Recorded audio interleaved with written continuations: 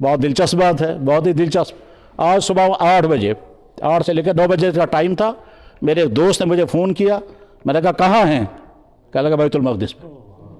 وہ ہمارے دوست ہیں، جاننے والے، دلی کے، اس پر بیت المقدس میں ہیں۔ میں نے کہا جمعہ کا دن ہے، بیت المقدس میں جب تم جاؤ گے نماز ادا کرو گے، اور وہاں بہت ساری دعاؤں میں سے ایک یہ دعا یہ بھی کرنا کہ بر صغیر میں اسلام محفوظ رہے۔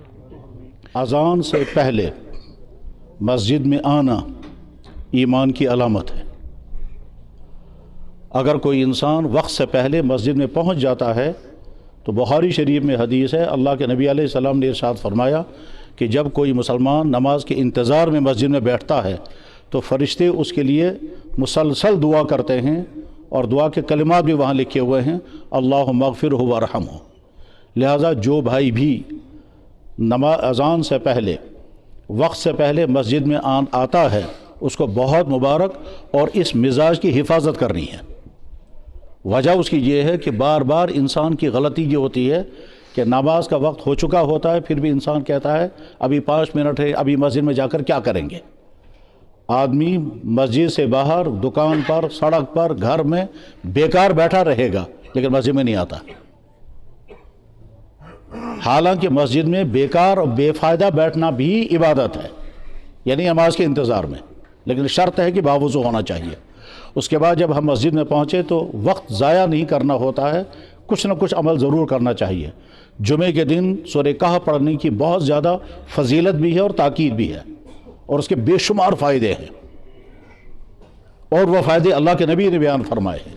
ان فائدوں میں سے ایک بڑا فائدہ ہے کہ دجالی فتنوں سے حفاظت ہوگی۔ اب یہ سوال ہے دجالی فتنے ہوتے کیا ہیں؟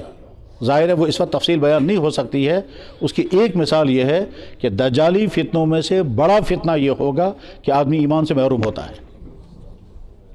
چنانچہ اس وقت جو صورتحال پورے عالم میں ہے اور یہاں مقامی طور پر بھی ہے، وہ یہ ہے کہ بے شمار انسان ایمان سے باہر جا رہے ہیں، بلکہ جو سوچ بھی نہیں سکتے تھے وہ یہاں ہو رہا ہے۔ یعنی ایسے افراد سامنے آ رہے ہیں جو کہتے ہیں ہم اسلام کو نہیں مانتے، ایسے افراد سامنے آ رہے ہیں جو کہتے ہیں ہم خدا کو نہیں مانتے، ایسے افراد بھی سامنے آ رہے ہیں جو سوچا بھی نہیں جا سکتا تھا، وہ یہ کہتے ہیں کہ ہمارے پاس کیا ثبوت ہے کہ ہمارا نبی سچا تھا۔ یہ وہی علامت ہے، کیا ایمان سے دور ہو رہے ہیں۔ اس میں چھوٹے چھوٹے لڑکے بھی ہیں جن کا فہم بھی ابھی ناقص ہے، جن کا علم کچھ بھی نہیں ہے، اور وہ اس طرح کی باتیں کر رہے ہیں۔ یعنی ایتھیسزم، ایگنوسزم، الہاد، ارتداد پورے عالم میں پھیل رہا ہے، یہاں بھی پھیل رہا ہے، اور یہ کوئی نئی چیز نہیں ہے، جو انوکھی چیز نہیں ہے۔ اللہ کے نبی علیہ السلام نے پیشن گوئی فرمائی ہے کہ ایک وقت ایسا آئے گا کہ آدمی صبح کو مومن ہوگا، شام کو کافر ہوگا۔ یصبح الرجل مؤمنا ویمسی کافرا۔ تو یہ دجالی دور کی ایک نشانی یہ بھی ہے، اور بھی بہت ساری نشانیاں جو اس وقت پائی جا رہی ہیں۔ تو دجالی دور کے فتنوں سے حفاظت کی ایک تدبیر ہے سورہ کہف کی تلاوت۔ تو جمعہ کے دن سورہ کہف کی تلاوت ضرور کرنی چاہیے۔ اسی طرح سے جب مسجد میں آگئے تو درود شریف بہت زیادہ پڑھنا چاہیے، کیونکہ اللہ کے نبی علیہ السلام کا مبارک ارشاد ہے، اکثروا علی الصلاۃ یوم الجمعہ، جمعہ کے دن کثرت سے مجھ پہ درود پڑھنا، فإنہا تعرض علی، وہ درود میرے سامنے پیش کیا جاتا ہے۔ تو جب جمعہ کے دن مسجد میں ہوں یا گھر پہ ہوں یا مسجد کے لیے آ رہے ہوں تو درود شریف پڑھتے ہوئے چلیں، اور یہ سوچ کر کے کہ یہ درود اللہ کے نبی کی بارگاہ میں پیش ہوگا، کس طرح پیش ہوتا ہوگا یہ اللہ جانتے ہیں اور اللہ کے نبی، مگر چونکہ اللہ کے نبی نے فرمایا تو لازماً یہ ہوگا۔ تو جب اس کیفیت کے ساتھ، اس سوچ کے ساتھ، اس احساس کے ساتھ پڑھیں گے کہ میرا درود وہاں پیش ہوگا، اور وہاں میرا نام لیا جائے گا، میرے والد کا نام لیا جائے گا، وہاں یوں کہا جائے گا فلانا ولد فلانا اس کی طرف سے درود، تو میرے والد کا نام بھی وہاں دربار رسالت میں پیش ہو جائے گا۔ تو اس لیے درود شریف جمعے کے دن پڑھنا چاہیے۔ یا اور بھی کسی بھی عمل میں مشغول رہیں، تلاوت کریں، نمازیں پڑھیں، تسبیح پڑھیں، دعائیں کریں، مسجد میں بیٹھا رہنا بھی عبادت ہے، اور مزید اس میں یہ فائدہ اٹھانا چاہیے۔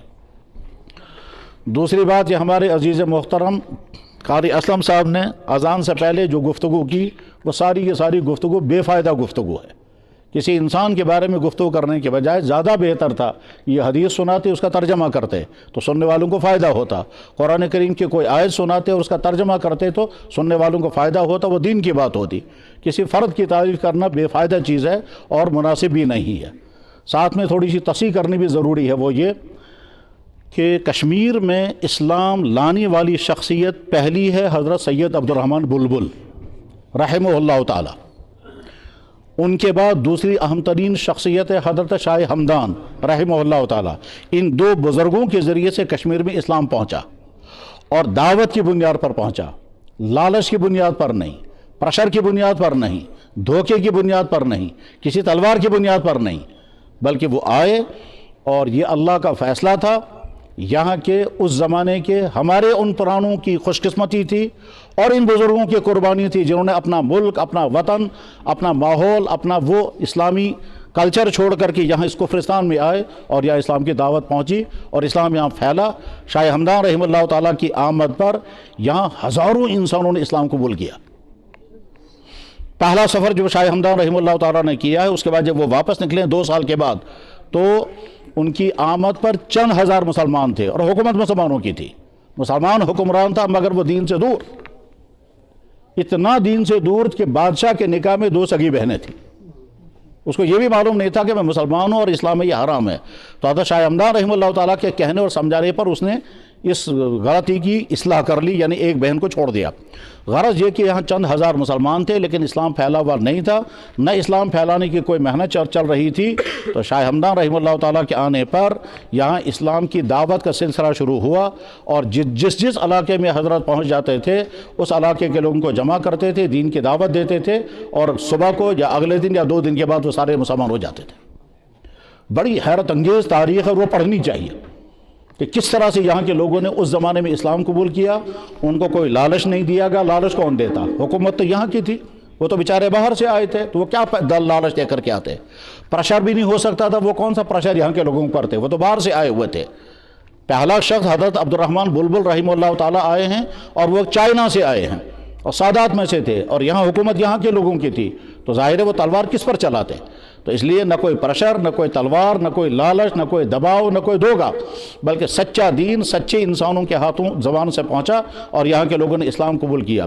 پھر حضرت شاہ ہمدان رحمہ اللہ تعالیٰ چونکہ سنٹرل ایشیا سے آئے تھے، وہ علاقہ محدثین سے، فقہا سے، اولیاء کرام سے آباد تھا، تو وہاں چپے چپے پر بڑی بڑی شخصیات تھی. اس لیے حضرت شاہ ہمدان رحمہ اللہ تعالیٰ کی ترغیب پر اور ان کے سمجھانے پر وہاں کے بڑے بڑے حضرات یہاں آئے. محدث جمال الدین بخاری، محدث کمال الدین بخاری، محدث سید احمد بخاری، ملا احمد واعظ. غرض یہ کہ ایک سے ایک عجیب عجیب شخصیتیں یہاں آئیں اور اس کے بعد پھر یہاں علم دین پھیلنا شروع ہوا. پھر یہاں حدیث کا باقاعدہ درس ہوتا تھا اور ایسا درس ہوتا تھا کہ پورے آج کے ہندوستان اور پورے آج کے پاکستان میں ایسا درس کہیں نہیں ہوتا تھا. ایسا درس یہاں کشمیر میں ہوتا تھا اور وہ درس دینے والے بڑے بڑے حضرات تھے. ان میں سے ایک محدث کا نام آتا ہے محدث شمس الدین پال، ایک کا نام آتا ہے محدث جوہر ناتھ، ایک کا نام آتا ہے ملا حاجی کشمیری، ایک کا نام آتا ہے بابا داؤد مشکاتی. یہ عجیب عجیب لوگ تھے. بابا داؤد مشکاتی کا معاملہ لکھا ہے کہ وہ مکہ مکرمہ میں گئے، ایک بزرگ سے ملاقات کی، ان کے پاس ایک کتاب انہوں نے دیکھی، کتاب کا نام ہے مشکات شریف، اور یہاں کشمیر میں اس سے پہلے تھی نہیں وہ کتاب. بابا داؤد مشکاتی نے ان سے کہا یہ کتاب مجھے دے دو. انہوں نے جواب میں کہا میرے پاس ایک ہی نسخہ ہے، وہ پرنٹڈ نہیں ہے، وہ ہاتھ کا لکھا ہوا ہے، میں تمہیں کیسے دے سکتا ہوں، البتہ پڑھنے کے لیے لے جاؤ. چنانچہ حضرت بابا داؤد نے وہ کتاب پڑھنے کے لیے لی. 1 یا 1.5 ہفتے کے بعد کتاب واپس کر دی. اس نے پوچھا کتاب سے تمہیں فائدہ ہوا ہوگا؟ کہنے لگا بہت فائدہ ہوا. انہوں نے کہا کیا کیا فائدہ ہوا؟ کہا پہلا فائدہ ہوا کہ میں نے پوری کتاب زبانی یاد کر لی.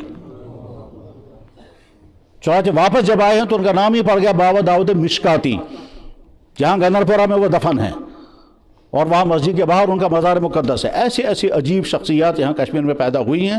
ایک زمانہ یہ ایسا بھی آیا ہے کہ یہاں کشمیر سے دہلی مفتی جایا کرتا تھا، بہار کا قاضی بنا وہ کشمیر سے گئے تھے. سر سید احمد خان کے زمانے میں دہلی میں جو سب سے بڑے مفتی تھے وہ کشمیری تھے. ان کا نام تھا مفتی صدر الدین آزردہ. وہ کشمیری خاندان کے تھے اور وہ دلی میں قاضی بھی تھے، مفتی بھی تھے. سر سید احمد خان نے ان کا تذکرہ کیا، انہوں نے اسے پڑھا بھی ہے. اور ہمارے بزرگوں میں حضرت مولانا قاسم نانوتوی نے بھی مفتی صدر الدین آزردہ سے کچھ پڑھا تھا. خیر، تو یہ تمام شخصیات، ان میں اہم ترین شخصیت تھی حضرت مخدوم صاحب. حضرت مخدوم صاحب محدث نہیں تھے، وہ فقیہ نہیں تھے، وہ بہت بڑے بزرگ تھے، روحانی شخصیت تھی. اور اس زمانے میں جو ہے مشکل حالات پیدا ہوئے تھے، ان مشکل حالات کا مقابلہ کیا حضرت مخدوم صاحب نے، اس کی تاریخ الگ ہے، وہ بیان کرنے کا موقع نہیں ہے۔ اس زمانے کی دو بڑی شخصیات تھی، ایک بابا داؤد خاکی اور ایک شیخ یعقوب صرفی۔ بابا داؤد خاکی کا انہوں نے تذکرہ کیا کہ وہ حدیث پڑھاتے تھے، بابا داؤد خاکی حدیث نہیں پڑھاتے تھے، شیخ یعقوب صرفی حدیث پڑھاتے تھے۔ اور ان کے بعد پھر سلسلہ یہاں رک گیا، کیونکہ پھر حالات بدل گئے، اور اس کے بعد پھر مشکلات آئی ہیں، پھر سکھوں کا زمانہ آ گیا، اس میں بڑے مظالم ہوئے، پھر ڈوگروں کا زمانہ آیا، اس میں اور مشکلات آئیں۔ تو غرض یہ کہ مشکلات در مشکلات کے بعد پھر یہاں دینی ادارے ختم ہو گئے، علماء پیدا ہونا بند ہو گئے۔ کشمیری قوم ذہین قوم ہے، اگر یہ علم پڑھنے کے لیے کہیں تو باہر جانا پڑتا تھا، یہاں علم کے ادارے نہیں تھے۔ اس کے بعد پھر سلسلہ باہر جا کر کے وہ پڑھا کرتے تھے، اس میں پھر حضرت مولانا انور شاہ صاحب رحمہ اللہ تعالیٰ، اس کے بعد پھر حضرت مولانا میرک شاہ صاحب، میروائز مولانا یوسف صاحب، مولانا عبد الکبیر صاحب، مولانا یوسف فطر علی، اور اس طرح کے بے شمار حضرات ہیں جنہوں نے علم دین پڑھا، لیکن کشمیر سے باہر جا کر کے۔ یہاں اس زمانے میں مدارس نہیں تھے اور مدارس بند ہو گئے تھے سکھوں اور ڈوگروں کے ظالمانہ دور میں۔ اس کے بعد پھر آج کا زمانہ آیا، اور آج کا زمانہ ہم سب کے سامنے ہے۔ بزرگوں، دوستو، پہلی بات جو یہاں کے لوگوں کو اچھی طرح سے ذہن میں رکھنی چاہیے کہ اسلام کی دولت ملنے میں ہمیں کوئی مشکل پیش نہیں آئی ہے۔ دنیا میں اللہ تعالیٰ ایمان جب کسی کو عطا کرتے ہیں تو دو طریقے سے عطا کرتے ہیں، یا تو قربانی لیے بغیر ایمان دے دیتے ہیں، اور یا پہلے قربانی لیتے ہیں پھر ایمان دیتے ہیں۔ اسلام کی نعمت ملتی ہے، کچھ کو ملتی ہے قربانی کے نتیجے میں، کچھ کو ملتی ہے بغیر قربانی کے۔ یہ اللہ کا فیصلہ ہوتا ہے کہ کس کو ملے گی قربانی کے ساتھ، کس کو ملے گی بغیر قربانی کے۔ اس کی آسان سی مثال یہ ہے کہ مکہ مکرمہ میں ہمارے نبی صلی اللہ علیہ وسلم کے دست مبارک پر جو لوگ مسلمان ہوئے، ان کو بڑی مصیبتیں برداشت کرنی پڑی مکے کے کافروں کی طرف سے، اور مدینہ طیبہ کی جن لوگوں کو اسلام کی دولت ملی ان کو کوئی ظلم نہیں برداشت کرنا پڑا۔ آگے ان کی قربانیاں بہت لگی ہیں، وہ قربانیاں لگی ہیں جنگ بدر میں، جنگ احد میں، جنگ خندق میں، جنگ بنو مستلق میں، غزوہ تبوک میں، غزوہ وغیرہ میں۔ لیکن اہل مدینہ کو، جن کو انصار مدینہ کہتے ہیں، ان کو ایمان کی دولت ملی، کوئی قربانی شروع میں نہیں دینی پڑی، ان کو کوئی ظلم نہیں سہنا پڑا۔ مکے والوں کو یعنی مہاجرین کو مصیبتیں جھیلنی پڑی، ماریں کھانی پڑی، آگ میں ڈالے گئے، آگ کی چٹانوں کے نیچے ڈالے گئے، وغیرہ وغیرہ مظالم ہوئے ہیں۔ اور مدینے والوں کو اللہ تعالیٰ نے ایمان کی دولت عطا فرمائی، کوئی مشکل پیش نہیں آئی، اللہ کے نبی مدینہ پہنچ گئے، وہ مسلمان ہو گئے۔ بس یہی سلسلہ ہمیشہ رہے گا کہ کچھ کو ایمان کی دولت ملے گی بغیر قربانی کے، اور کچھ کو ایمان کی دولت ملے گی قربانی کے بعد۔ آج بھی دنیا میں جو لوگ اسلام قبول کرتے ہیں ان میں سے کچھ لوگوں کو کوئی مشکل نہیں آتی ہے، کفر سے نکل گئے ایمان کی طرف آ گئے اور کوئی مشکل پیش نہیں آئی، اور کچھ لوگوں کو بڑی مصیبتیں جھیلنی پڑتی ہیں، وہ مصیبتیں انتہائی خطرناک ہوتی ہیں، لیکن وہ ہم یہاں ان کی تفصیل بیان کرنے کا موقع بھی نہیں ہے اور جگہ بھی نہیں ہے، اور یہاں کے سامعین کو اس کی ضرورت بھی نہیں۔ البتہ میں بڑی اہمیت کے ساتھ یہ کہوں گا کہ وہ کتابیں ضرور پڑھیں جن کتابوں میں ان بھائیوں کے حالات لکھے ہیں، جن بھائیوں کو اللہ نے کفر سے نکال کر ایمان کی طرف لایا، ان پر کیا کیا مصائب آئے۔ اس سے سمجھ میں آ جائے گا کہ ایمان پانے کے لیے کیا کیا سہنا پڑتا ہے، کیا کیا جھیلنا پڑتا ہے، کیا کیا برداشت کرنی پڑتی ہے۔ اب یہ جو ایمان کی دولت ہمیں ملی ہے، کس طرح سے اللہ نے ایمان والے کے گھر میں پیدا کیا، گھر میں ایمان مل گیا۔ نہ درخواست دینی پڑی، نہ مطالبہ کرنا پڑا، نہ سفر کرنا پڑا، نہ ریسرچ کرنا پڑا، نہ کنورجن کرنا پڑا، نہ ریورٹ ہونا پڑا، کچھ نہیں، گھر میں ایمان کی دولت مل گئی، کیونکہ مسلمان گارس مز گئی پد مولتے مسلمان بولتے مسلمان۔ مسلمان ماں کے پیٹ میں 9 مہینے گزارے، وہ زبان سے اللہ اللہ کہتی ہوگی، نماز پڑھتی ہوگی، یا کچھ بھی نہیں پڑھتی ہوگی، کم سے کم کہتی تھی میں مسلمان، اور ساتھ میں بار بار کہتی کہ خدا یوسی بچ دوتم یگسم ہے آسن تھی، تو اللہ ہی کو پکارتی تھی کیونکہ وہ ایمان والی تھی۔ اب جب یہ ایمان کی دولت اللہ نے ہم کو بغیر قربانی کی عطا فرمائی ہے، اب ہمیں یہ سمجھنا ہے کہ کہیں ایسی غلطی نہ ہو جائے کہ جس کے نتیجے میں یہ ایمان ہم سے چھن جائے، اور ایسے حالات نہ آ جائیں کہ جن کے بعد ہمیں امتحان دینا پڑے، ایمان پر رہو گے یا چھوڑ دو گے۔ ایسی غلطی سے محفوظ رہنے کی دعائیں بھی کرنی چاہیے، اور چوکنا بھی رہنا ہے کہ کہیں انفیکشن نہ ہو جائے، کہیں وائرس نہ آ جائے۔ کس چیز کا وائرس؟ کفر کا وائرس۔ شرک کا وائرس، ایتھیسزم کا وائرس، الہاد کا جراثیم نہ آ جائے، کنفیوژن کا جراثیم نہ آ جائیں. اور کبھی کنفیوژن خود بخود پیدا ہو جاتا ہے، اچانک خود شک پیدا ہونے لگے گا، اور شک پیدا ہونے لگے گا، سمجھ میں نہیں آئے گا شک کیوں آ رہا ہے، اور شک آنے کا خطرہ ہوتا ہے. تو اس سے بھی اپنے آپ کو بچانا ہے. ایسی ویب سائٹیں نہیں دیکھنی ہیں جن کے نتیجے میں ایمان میں شک پیدا ہو جائے گا. ایسے لوگوں کے براڈ کاسٹنگ نہیں سننی ہے جو کنفیوژن پیدا کرنے کا کام دنیا بھر میں کر رہے ہیں. خاص طور پر چونکہ سوشل میڈیا کا زمانہ ہے، تقریباً ہر آدمی کے ہاتھ میں موبائل ہے. ایسی نیٹ میں ایسی چیزیں مت سنیں جن کے نتیجے میں آپ کنفیوز ہو جائیں گے. آپ اگر سننے لگیں گے تو ہو سکتا ہے پتہ بھی نہیں چلے گا اور آپ کہیں سے کہیں پہنچ جائیں گے. اور جب سننے کا ارادہ ہوگا تو پہلے اس کے لیے اپنا امیون سسٹم مضبوط بنائیں، یعنی ایمان میں اتنی پختگی آ جائے کہ بعد میں جو کچھ بھی آپ پڑھیں گے یا جو کچھ سنیں گے اس کے مضر اثرات سے اپنے آپ کو بچا سکیں، تب یہ پڑھنا چاہیے. ورنہ ایسا ہو سکتا ہے کہ جناب وہ ہوگا جو آپ سوچ بھی نہیں سکتے تھے. میرے سامنے لڑکا آیا، میرے پاس نمبر بھی موجود ہے ان کا. کہا لگا جی میں نماز بھی پڑھتا تھا، روزہ بھی رکھتا تھا، تلاوت بھی کرتا تھا، تہجد بھی پڑھتا تھا، درود اتنا پڑھتا تھا، آج میں نہ خدا کو مانتا ہوں نہ نبی کو مانتا ہوں. میرے پاس نمبر موجود ہے ان کا. اب وہ کیا حالات ہو گئے جس کے نتیجے میں وہ کہاں پہنچ گیا ہے. تو وہ سمجھے یا تو وہ تو سمجھنے کے لیے آیا تھا یا بحث کرنے کے لیے آیا تھا یا ڈیبیٹ کرنے کے لیے آیا تھا. لیکن میں سمجھانا چاہتا ہوں کہ چوکنا رہنا ہے کہیں. اور اس کے بعد پھر اللہ محفوظ فرمائے اگر باہر سے ایسے حالات آ گئے کہ کنفیوژن آ گیا، پریشر آ گیا سوسائٹی کی طرف سے، کسی اور کی طرف سے، اس وقت اپنے ایمان پر قائم رہنا ہے. ایسی وہ تمام چیزیں جن کے نتیجے میں ایمان ختم ہو جاتا ہے وہ چیزیں نہیں کرنی ہیں.